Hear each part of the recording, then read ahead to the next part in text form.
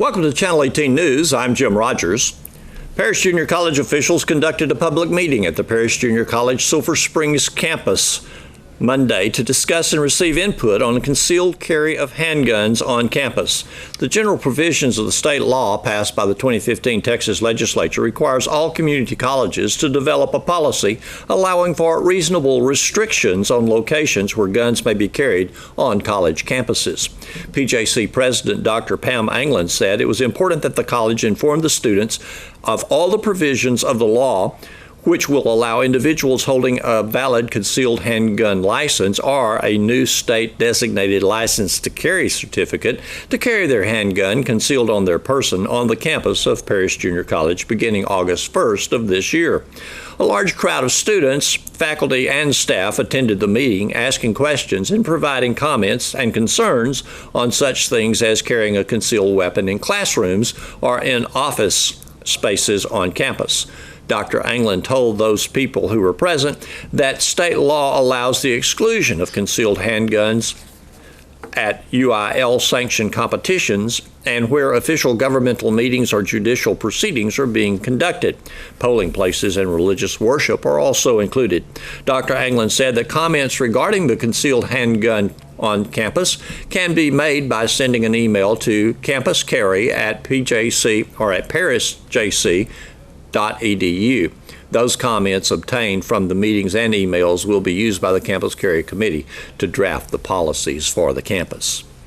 Monday afternoon in the Administration Building boardroom, Sulphur Springs Independent School District members and administrative staff and others honored Superintendent Michael Lamb for 5 years of service to the local school district. The informal reception provided an opportunity to recognize the accomplishments of the district during the past 5 years. Lamb was presented his 5-year pin by School Board President Lisa Tolliver. Following a lengthy investigation, the Sulphur Springs Hopkins County Special Crimes Unit served 4 warrants on an inmate in Hopkins County Jail Monday, May 2nd, around 1 p.m. It was found that the female had been selling large amounts of suspected methamphetamine prior to her arrest last week. Haley Brooke Chester, age 21, was served with a Felony 1 warrant and 3 Felony 2 charges. Chester's additional charges include manufactured delivery of a controlled substance penalty group 1 more than 4 grams less than 200 grams of Felony 1. A $100,000 bond was set for that. Manufactured delivery controlled substance penalty group 1 more than 1 gram less than 4 grams, a Felony 2, a $50,000 bond for that. And 2 counts of manufactured delivery of a controlled substance in a drug-free zone, that too a Felony 2, and $50,000 bond on each count. Currently, Chester is in Hopkins County Jail with a total of over $1.5 million in bonds. Chester's most recent arrest for suspected methamphetamine was April 28th when a executed narcotic search warrant in the 100 block of Foscue Street in Sulphur Springs discovered 8.4 grams of suspected methamphetamine, and also a small child was present at the time of the arrest. If you haven't gotten your tickets yet, do so, but at least don't miss the concert, Touchstone by the Northeast Texas Choral Society, Saturday and Sunday. Yeah, and the interesting thing about some of these old rock and roll songs and Beatles songs and different ones is that you really only have to hear the first couple of measures before you're already singing it in your mind. You know it. You're either taken right away to a time of real deep remembrance, or you're snapping and rocking and bopping and dancing, and it's just wonderful music. Speaking of moving, we've got one called Chain of Fools. Mm-hmm. Oh, you know the Chain, Aretha chain, Franklin chain. song. Well, you know what? All these years, and I've loved that song and sang it, sort of. There was a line in there I never did get, but Minzy has the solo, and she says the line, "I'm welded to ya," and I never heard Aretha say that where I could understand. All these years I've said something else. Yeah. Finally got the words right. Yeah. That's right. Yeah, Minzy Chase is singing the solo on that, and she is knocking it out. Very, very, very good. We have some knockout soloists. Oh, man. This is the one. This is the concert. I just thought last night's rehearsal, every soloist was right on the money. It was amazing. It was an amazing rehearsal. I think we all got into it last night knowing that it's coming this weekend, but we just let it go and just participated in it, and we're snapping fingers and we're singing and we're just right on. It was awesome. It was just so neat. You got 2 chances now, so we'll tell you again the times, but Saturday night at 7, Sunday at 2. Okay. Saturday at 7, Sunday at 2. Civic Center Auditorium, which is now something else, the high school auditorium. I'm not sure what we're supposed to call it. Okay. But everybody knows where we're going. Okay. And it's beautifully renovated. Wonderful. It's just beautiful in there. I'm so proud of what they have done. The things that were lacking are now in there as far as access to the stage and all. They are. Great. You might want to still bring a coat or a sweater. I think it does still get a little tiny bit chilly in there. It just gets to be second nature to take a sweater or jacket or something if you're going to a concert. A public place, anywhere. We have a good, strong section of men singers, and they carry their weight in several of the songs in this, well, of course, through the whole concert, but they own several of the songs. Yeah. They really do, and I think if we could just get them to put their singing and then get the dancing with it, we'll have it made. But they just, some of them have a hard time with that rhythm, but we're working on it. They're doing better. Yeah. We some of the songs, Enola, I saw her standing there. Do-I-Diddy, I Fall to Pieces. Beautiful solo by Brooke Newsom Howard on that. And it starts out sounding like a steel guitar. We don't have a steel guitar, but boy, sure is country. We have a steel guitar sound from our keyboard that's awesome. Did I say In the Still of the Night? Surfing USA, the audience needs to have a heads up on that, by the way. They're involved. Unchained Melody, Chain of Fools. What'd I Say with Marlon Chisholm singing Georgia on My Mind. It's unbelievable. You know what? I forget to sing because I know. I'm looking at Marlon. You're watching and Marlon. Experiencing that first part of the song. Exactly. And then Lean on Me. Yeah. Proud Mary. And a little bit of fun is going to go on in Proud Mary. Not even the singers know yet. For once, I do know. You know, everybody loves to surprise me in the middle of concert with something that I didn't know was coming. We have something coming on Proud Mary that the singers don't know yet. I love it. And then Monday. Can't Help Falling in Love. The guys do an awesome job on that one. It's just the Elvis Presley tune, I Can't Help Falling in Love with You. They do. Oh, you just sit there, and I think they finally got. Yeah, men's chorus sings on that. Very romantic. Beautiful. And we have an ensemble group that sings When Will I Be Loved, that is a fun group. Yeah. And we need audience participation in that one as well. Yeah, they'll have their chance on that. It's fun. It's really fun. You're going to know the words to almost all the songs. Yes. Every ticket that I offer, and I usually just buy a block of tickets and give them out. Oh, now everybody will come find me today. I just say, you will know every song and most of the words. Yeah, and I've been telling my friends, you're going to be snapping your fingers. If you feel like getting up and dancing, you just do it. That's what this concert's about. This is about everyone participating in it, and I think they will just have fun with it. Then, just to finish up, I want to tell you the women are singing Bridge Over Troubled Water, and it is a moment you don't want to miss. The harmonies on that carol are unreal. Just unbelievably beautiful.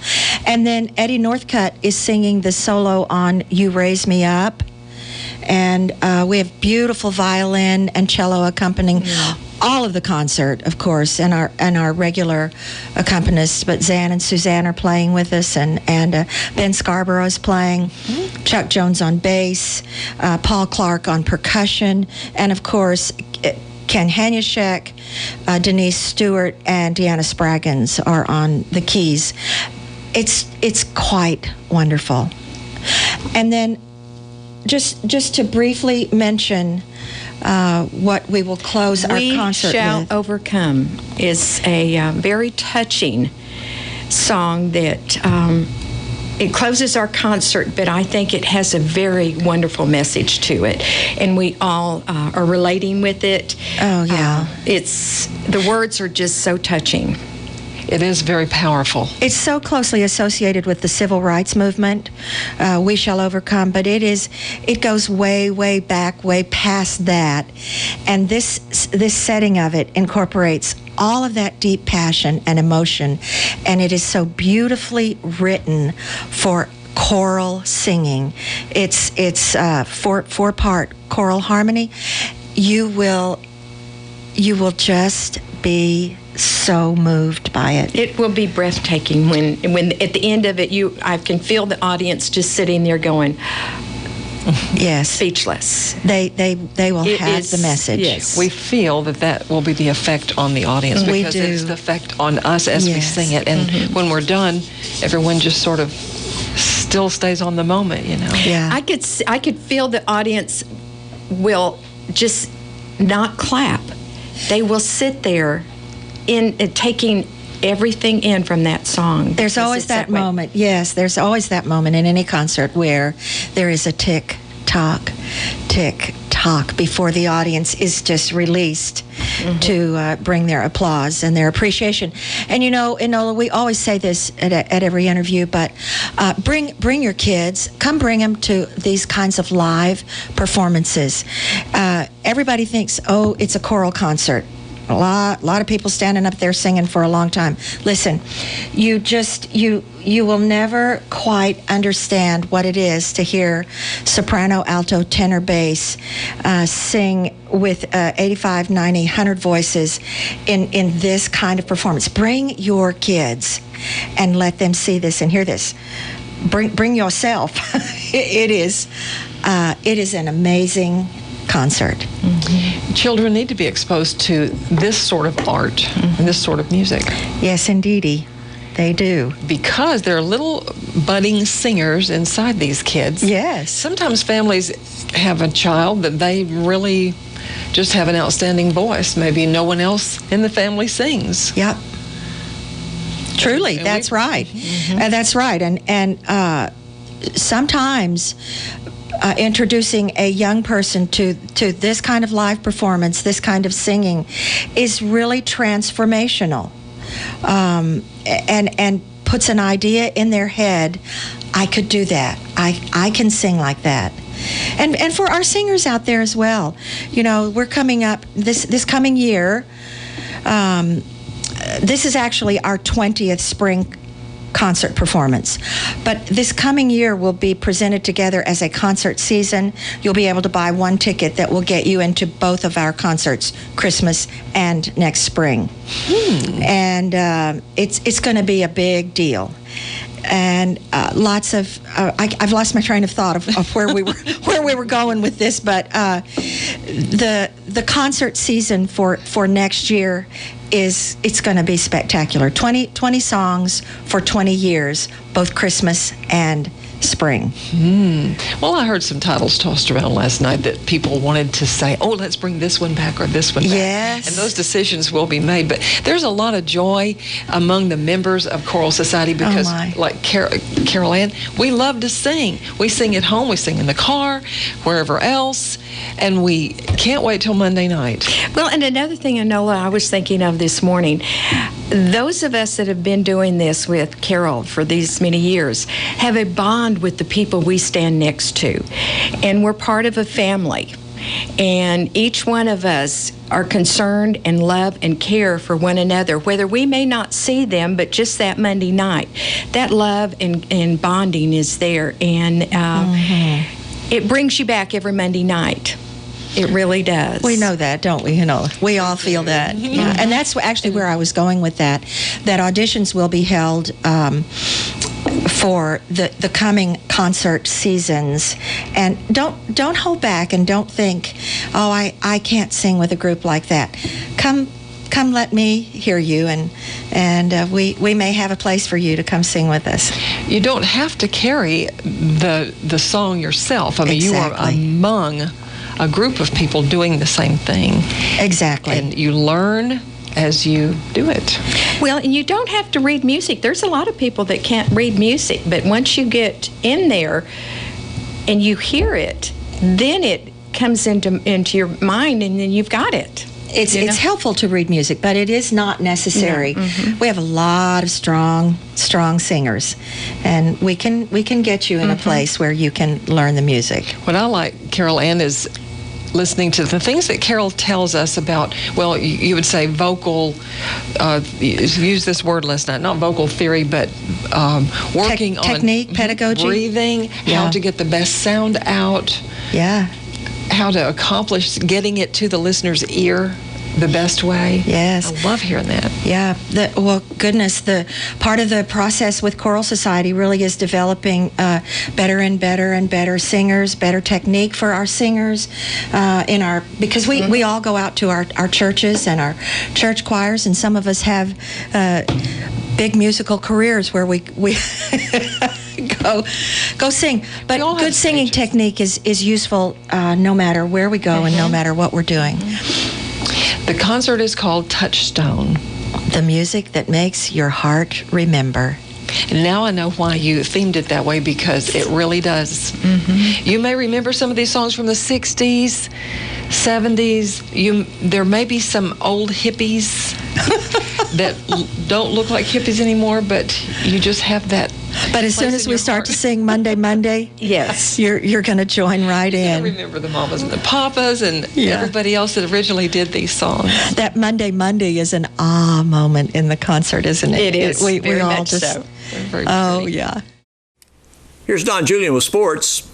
Perhaps the highlight of any Sulphur Springs Wildcat All Sports Banquet is presentation of the major awards, the Forrest Gregg MVP Awards for a Wildcat and a Lady Cat, and the James Cameron Fighting Heart Awards for a Wildcat and a Lady Cat. We hear from Lady Cat soccer coach Jesus De Leon, Wildcats basketball coach Clark Cipolletta, Wildcats baseball coach Jared Hammock, Lady Cats volleyball coach Justin Manus, and Coach Hammock again. I am honored to present the James Cameron Award, Fighting Heart Award tonight. When thinking about what I wanted to say, I looked up the definitions and I fashioned up my own definition for fighting heart. To contend in any manner, to strive vigorously for or against something with spirit, courage, and enthusiasm. This young lady fits that bill to the T. When she was a freshman, she tried so hard, she literally knocked herself out trying to win a ball. If you had her playing against you, you were in for a hard day. She epitomized the spirit of the defender's code. You can get by me, the ball can get by me, but you're both not getting by me.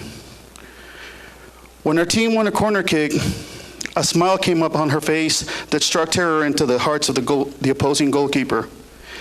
She fought for every ball like her life depended on it. A lot of times she got on the end of those balls and got herself a goal as a reward. Other times the chaos she created set up her teammates to score. She was tough physically, but she was tougher mentally. As a sophomore, I called on her to take a penalty kick, and cool as she could, she stepped up and won the game for us. Her best was yet to come, though, as not once, but twice, she stepped to the ball with the weight of the expectations of the team, the alumni, the parents, and seemingly the entire Sulphur Springs soccer community, and she scored the penalty kicks that lifted us into some of the greatest moments in Lady Cat soccer history. All the while, maintaining the highest level of academic achievement. She earned multiple academic recognitions, including Academic All-State. I am honored to present to you the James Cameron Fighting Heart Award, Ms. Cameron Wimberly. And the first of the major awards, the James Cameron Fighting Heart Award for a Lady Cat to Cam Wimberly, Lady Cat soccer player, and who could ever forget those penalty kicks at won playoff games.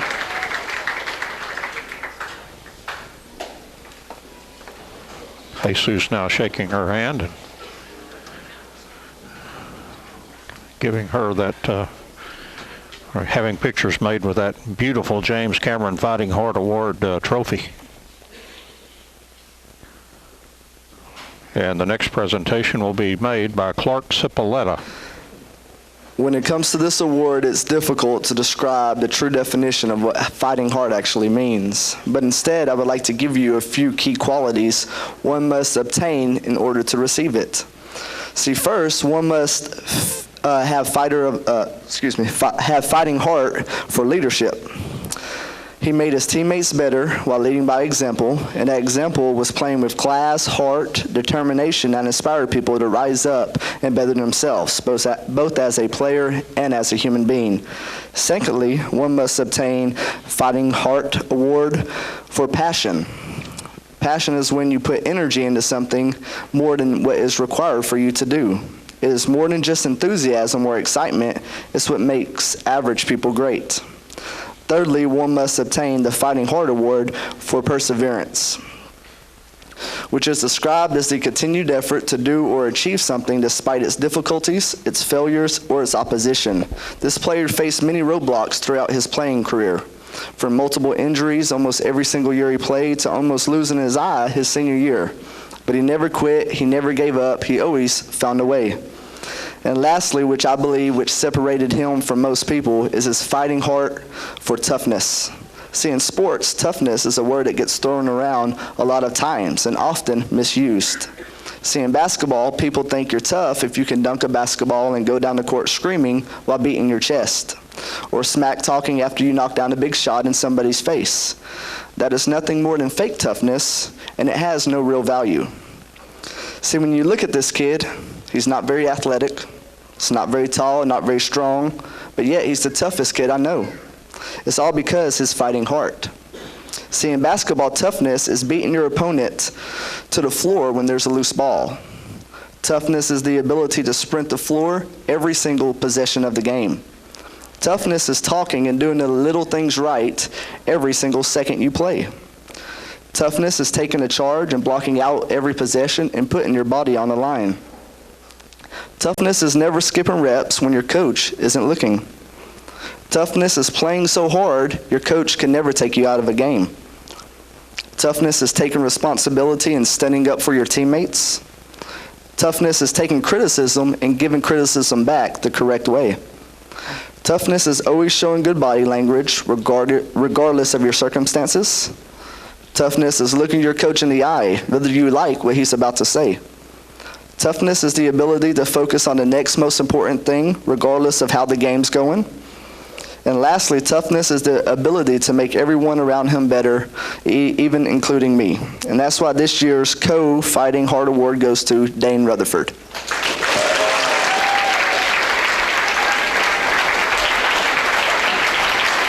And the James Cameron Fighting Heart Award for a Wildcat to Dane Rutherford, the Wildcats basketball team. And to give the other half of that award, here's Jared Hammock. There's an old Japanese tale about a samurai warrior and his 3 sons. The samurai wanted to teach his sons about the power of teamwork. So he gave each of them an arrow and asked them to break it. No problem. Each son did it easily. Then the samurai gave them a bundle of 3 arrows bound together and asked them to repeat the process. But none of them could. That's the lesson. That's your lesson, the samurai said. If you 3 stick together, you will never be defeated. Of course, the story reflects just how strong a team can be when each one of its members surrenders his self-interest for the greater good. This young man lives this. I want him to know that he is an example of everything that is good in athletics. Athletics does not necessarily build character, but it definitely exposes it. And what it exposes in him is uniquely powerful and positive. Your moral fabric and work ethic is pervasive to all who know you. When our season is over, we will all miss you on the field, but we also know that your mark will be made on a higher plane. Please help me welcome the Co-Fighting Heart Award winner, Mr. Easton Silman. And the other half of the James Cameron Fighting Heart Award for Wildcat, Easton Silman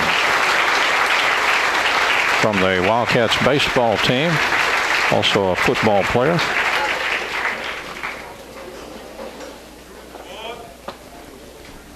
And next up will be the Forrest Gregg MVP Award for a Lady Cat.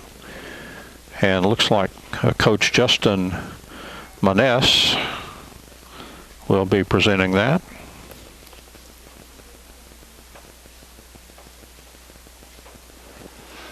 All right, I have the honor of not giving one Forrest Gregg MVP award, but two. I've only been here 1 year, so I only had the pleasure of coaching these young ladies for one season. In that one season, I have come to know and respect both of them. Both are very respectful with yes sir, no sir responses. One was setting the ball while the other one was putting the ball on the 10-foot line. Both of these ladies are competitors with a strong will to win, both strong teammates, and both have loyalty and pride when it comes to Sulphur Springs High School. Each have shown their love for athletics here at Sulphur Springs by participating in multiple sports. They have put in the work needed to excel in their given sports and received honors due to that hard work.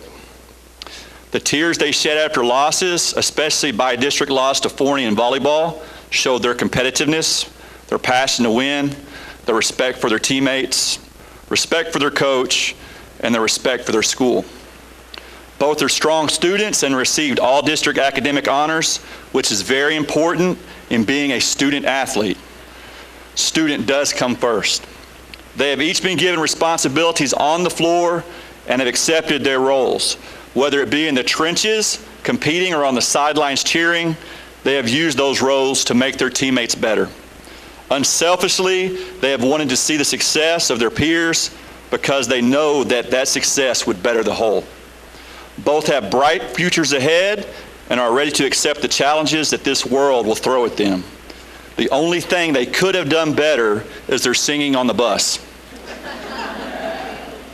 However, that is not a qualification for this award. It is my pleasure to present the Forrest Gregg MVP Award to Tori Moore and Sharita Hill. So a double Forrest Gregg MVP Award for Lady Cats. Sharita Hill and Tori Moore, both volleyball players, basketball players.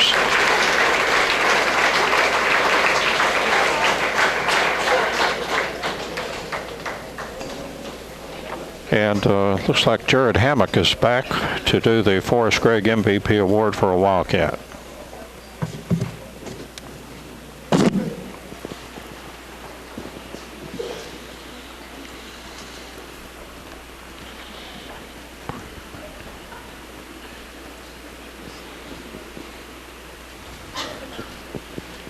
Coach Hammock waiting for pictures to be made of those Lady Cat Forrest Gregg. I have the honor of closing out the awards, presenting the Forrest Gregg MVP Award for the boys.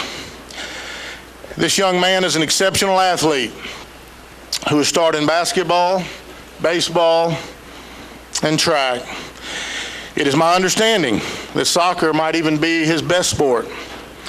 In track, he won the 300-meter hurdles at the district track meet, finished second at the area meet. All of this success without ever running this event until this year.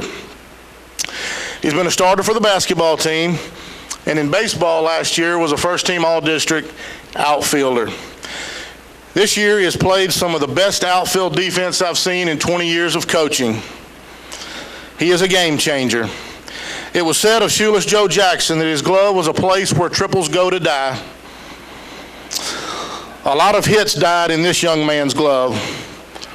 Please welcome and honor Mason Buck. And the Forrest Gregg MVP Award for a Wildcat, Mason Buck. Well spelled out there by Coach Hammock, a basketball player, not this year, but in years past. And a key member of the baseball team and had a good year in track this year. Thanks for watching Channel 18. Have a great evening.